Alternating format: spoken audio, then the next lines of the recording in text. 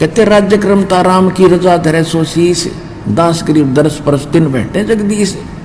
इस परमात्मा की रजा में रहना और देखना, फिर ठाठ आपके 101 पीढ़ी का कल्याण होगा, या कोई डूम भाट के गीत नहीं। परमात्मा के फार्मूले हैं, द्वार धनी के पड़ा रहे और धके धनी के खावे, और 100 काल झकझोल ही पर द्वार छोड़ नहीं जा।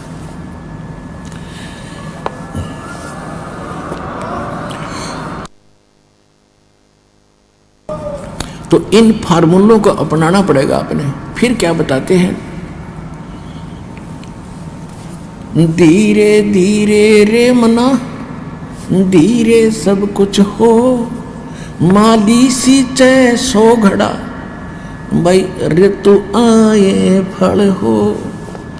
एक ये फार्मूला है कि धीरे धीरे रे मना धीरे सब कुछ हो, माली सींचे सैकड़ों घड़े पानी के, और समय आए फल हो।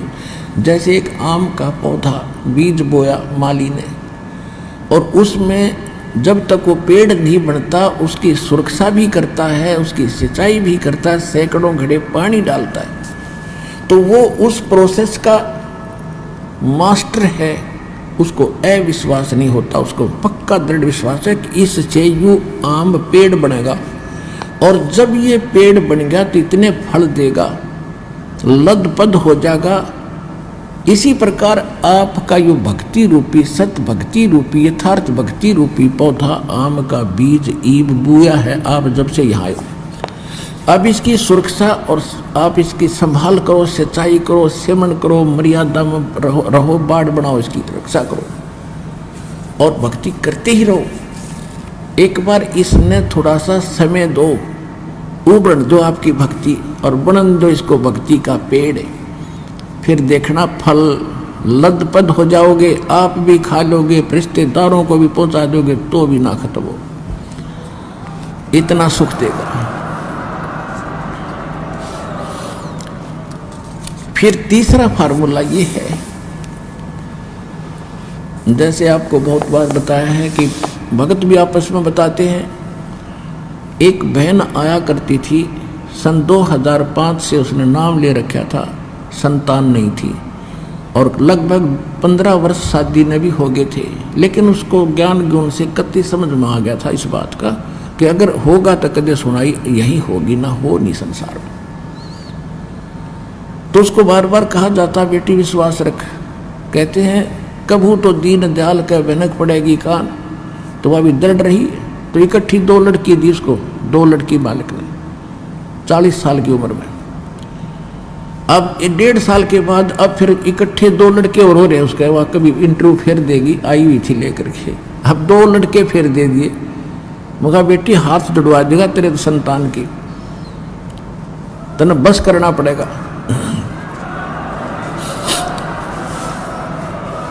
तो इस तरह की डिमांड रखते हैं, तो आशा लेते हैं, तो उन्हें दर्द भी होना पड़ेगा और ये फार्मूले अपनाने पड़ेंगे। फिर देखियो क्या करना हो जाए। एक भगत आपको बता रहा था इंटरव्यू में, पता नहीं कहाँ कहाँ भक्ति करते थे, 2 लड़के थे, कैप्टन था, एक और अच्छा लड़का था, दोनों की मृत्यु होगी, कई के लाख रुपये लग गए बीमार होकर के।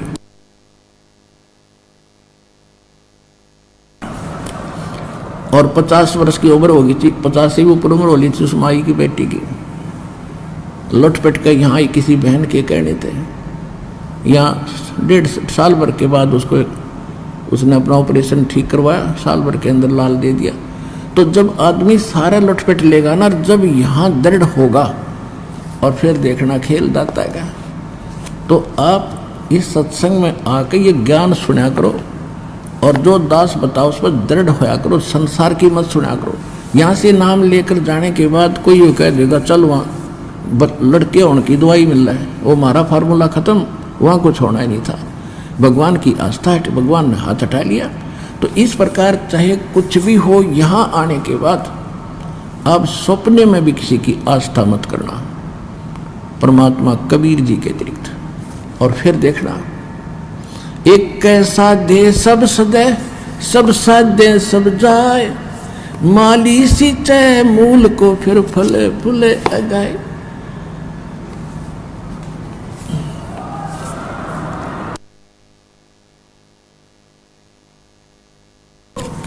तो एक ये फार्मूला है कि राम नाम रटते रहो जब तक घट में प्राण, और कभू तो दीन दयाल के भनक पड़ेगी कान।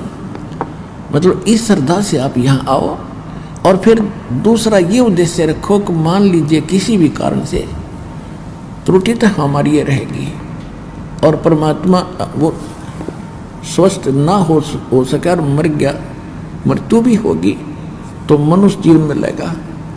मनुष्य जीवन का मिलना कोई बालकों का खेल है। ये तो असंख्य जन्म हो गए, मृत्यु असंख्य जन्म, और ये तो होगी आज ना तो कल होगी।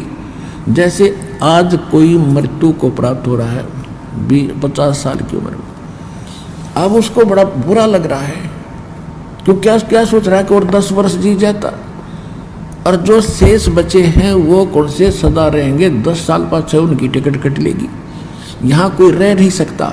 कबीर साहब क्या कहते हैं,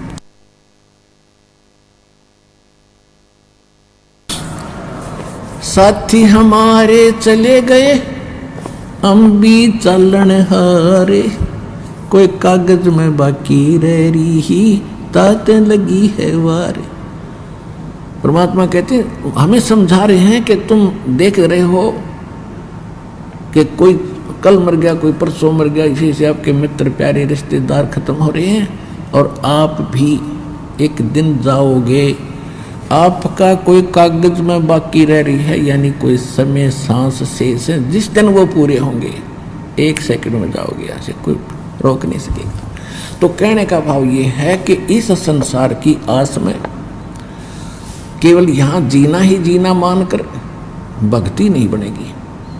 परमात्मा की भक्ति को प्रथम रखकर और फिर चलो आप विश्वास करो, ये मालिक आपको जीवन देगा, आपकी आयु बढ़ावेगा, एक्सटेंशन देगा, यदि आपकी नीत भक्ति की रही। दूसरी बात ये होती है, जैसे परमात्मा को तो हमारे आने वाले समय का खूब पता है।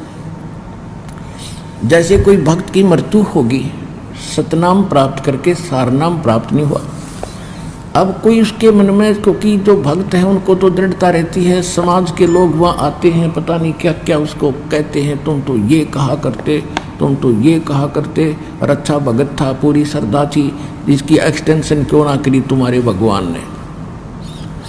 तो पुण्यात्मा विचलित ना होना। आपको उदाहरण देता हूं कि उस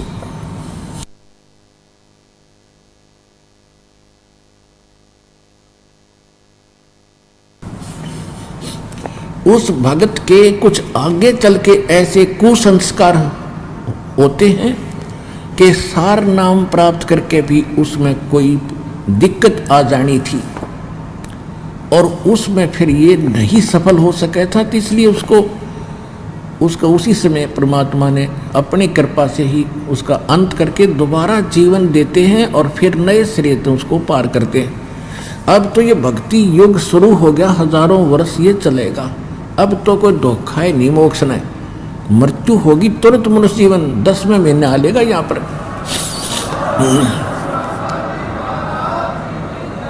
10वें महीने वो आत्मा यहाँ आ लेगी किसी बहन बेटी के गोदी में, माई के गोदी में, और गर्भ से भक्ति शुरू हो जाएगी उसकी। दास के पास उदाहरण है, ऐसे ऐसे भक्त, क्योंकि दास ने 20 वर्ष हो गए लगभग इस उपदेश देने की आदेश प्राप्त हुआ, उस समय से देख रहा है कि कुछ ऐसे भक्त सारनाम प्राप्त करके भी बिगड़ गए और छोड़ गए यहाँ से, और नकलियाँ गज्जा फंसे, तो वो कुमार्ग था। तो इससे पहले अगर वो पहले मर जाते वो अच्छा था, इस नाशकरण तो भक्ति का। तो परमात्मा अपने भक्त हंस के लिए जो ऑपरेशन आवश्यक होगा वो अवश्य करेगा। जैसे किसी को रोग है और उसकी टांग कटनी है, और टांग ना कटी तो उसकी जीवन नाश होना है, तो डॉक्टर सलाह देगा कि टांग काटनी पड़ेगी जो जीवन रक्षा चाहता है। तो बुद्धिमान होगा तो यूँ कहेगा जी जीवन रक्षा कर दो, टांग वैसे कट जाए। तो इसी प्रकार परमात्मा के ऑपरेशन में आपको ऑब्जेक्शन नहीं होना चाहिए, जो परमात्मा करता सही करता। ये विश्वास रखे कि मालिक गलत नहीं कर सकता जब इसकी शरण में आगे।